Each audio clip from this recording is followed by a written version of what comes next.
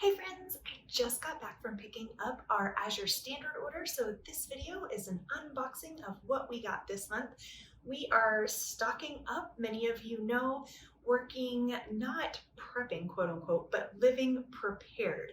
So having more things on hand so that in the case of any grocery store shortage or inability to go out for whatever reason, or snowstorm or whatever, we are prepared and we have the things we need without needing to run out to the grocery store and fight the crowds at the time.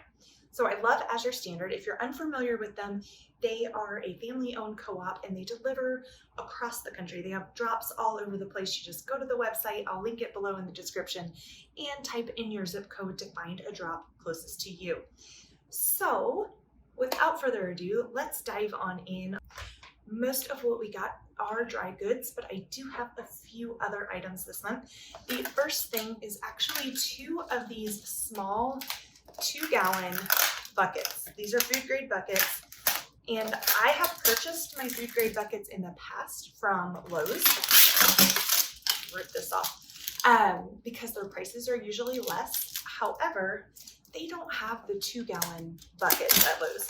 They only have the larger ones. I think I've seen 5-gallon and 7-gallon. So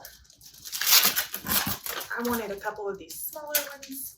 Many of you know we are in an apartment and don't have a ton of storage space. So working with what we've got and just trying to get creative in storing certain things and keeping them good and fresh for as long as we need them.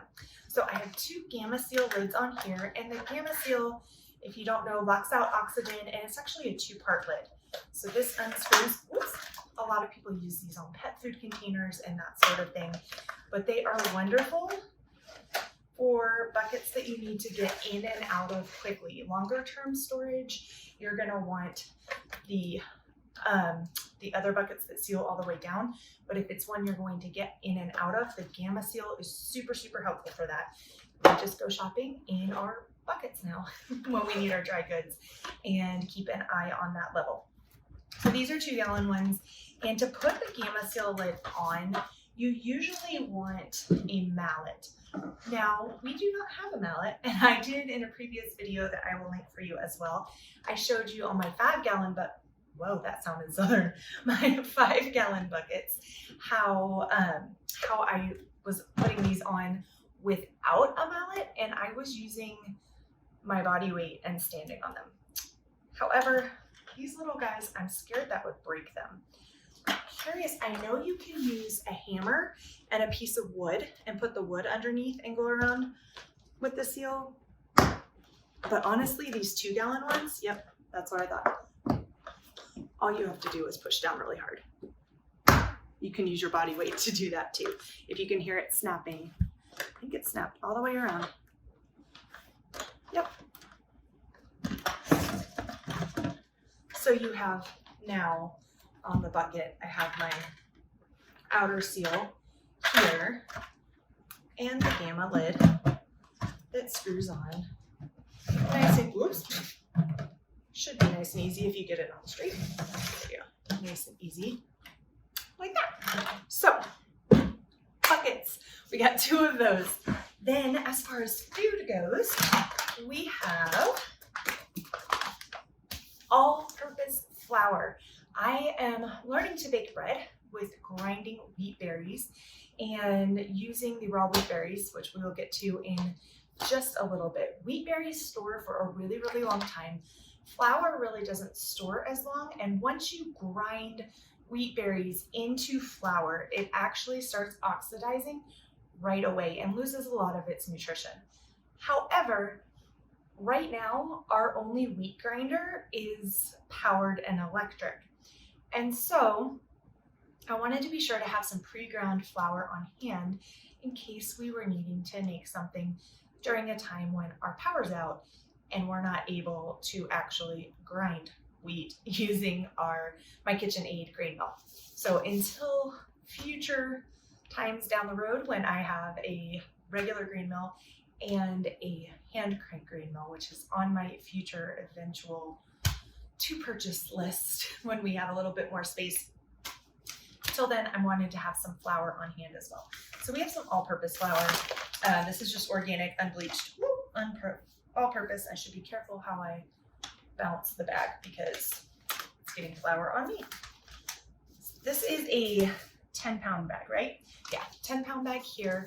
We don't use a ton of all-purpose flour, which is why I got that. However, I like to have it on hand occasionally for baking with and making some treats. So we have that. Then I got a couple pounds. Is this 2 pounds? Yes. 2 pounds of raw almonds. This is not a huge bag. What I love with Azure, that's correct. What I love about their company is that for most products, if you're looking at bulk products like this, you get to pick. I think you could go as small as 1 pound on the almonds, and then you could go, I think they did have 25-pound and 50-pound bags of almonds.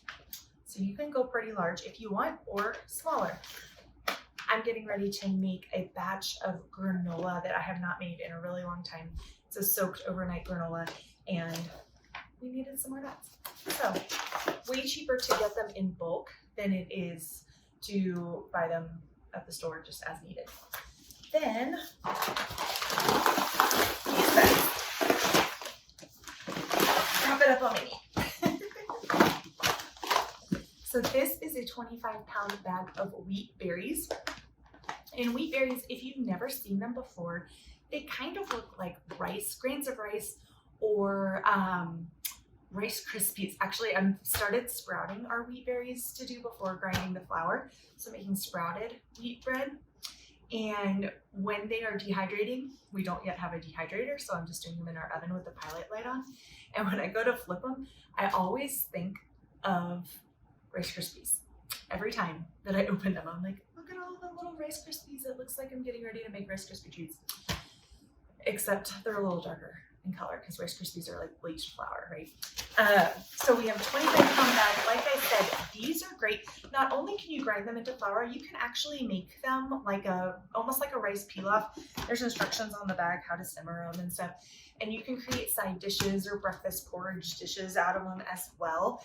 But they're great for baking bread, of course. And these are the hard white wheat. I'll probably eventually get some hard red wheat as well. But for right now, working on slowly building our stores to see how we can maneuver storage in our apartment without it feeling like there's buckets everywhere, you know? We don't want that feeling. I don't want people to walk into our apartment and be like, oh, what are all those white buckets? So storing them where they're out of the way, but yet convenient at the same time. So I don't yet know the amount of that. So we're doing baby steps. All right. Whoop. That's one 25-pound bag. The next 25-pound bag is of our 100% whole red wheat flour. And this is unifying is their process. So it gets really, really, really, really fine. And it's supposed to be good for even baking and stuff as well. So, like I said, I wanted to have some more pre-ground flour on hand. And since I use whole wheat more than all-purpose, that's why we've got a 25-pound bag of that and the all-purpose. Now, I mentioned this in my other video. If you are storing dry goods, you want to be sure that you are storing them properly. In most grains, there tend to be insect seeds when you're getting a whole grain. And so I have to look up for flour if you need to do this with ground flour. If you guys know, pop it in the comments below. It's possible that before this video goes live, I've looked it up already because I want to get these stored. But just in case, I would love your input. If you know, I know that if you have freezer space, the best thing to do is to take these bags and pop them in the freezer for a few weeks. Let them get nice and frozen, and that kills off any of the insect eggs, and you don't have to worry about anything hatching. We do not have the freezer space for that, and so the next best thing is to use diatomaceous earth, a food grade diatomaceous earth, and sprinkle it in. Like I said, I've got to look up with the flour. I'm not sure. I've done it in our oats, in our rice, and I'm going to do it with the wheat berries for sure. But I need to look up the flour. That's actually one of these buckets is going to be holding diatomaceous earth in it because I have a big bag of it. sitting in a 5-gallon bucket, and it doesn't take up that much space. So use the 5-gallon bucket for one of these, move that diatomaceous earth into one of the smaller 2-gallon buckets. But be sure that you are taking care to do that. So the buckets provide protection from insects getting in to your grain or whatever you're storing, food store. However, if it's already in there, just from nature, it's not going to stop it from getting out, so that you don't end up opening up your bucket and having a thing of pantry moths. Make sure you take the proper precautions. All right. It's quite a workout getting these out our 3 stories from the car. And then the last big giant bag of dry goods that we have is these are white navy beans, right? Yes, these are white navy beans that we got. Yeah, organic white navy beans. And we already have a bunch of black beans and red beans from the CSA that we're part of. We got a bunch of dried beans from their winter storage program. So we have some of those on hand.